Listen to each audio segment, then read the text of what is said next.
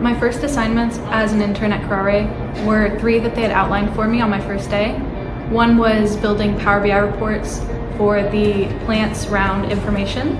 And then I had another project where I adjusted viscosity based on temperature for a reading at one of the plants. And then I also had a project for digitization of manual processes, so helping to automate those.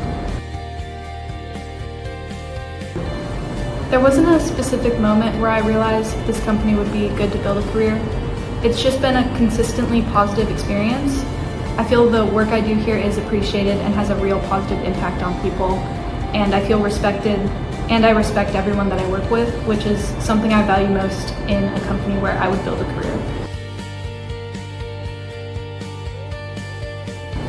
Since my first day, I feel like I've had more responsibility and accountability for my work, and I also feel like I have more autonomy for what I'm able to find to help improve for people as well.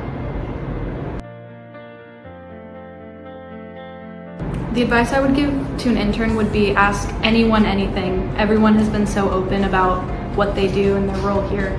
So even if they're not in your department, go ahead and ask them any questions you have at all.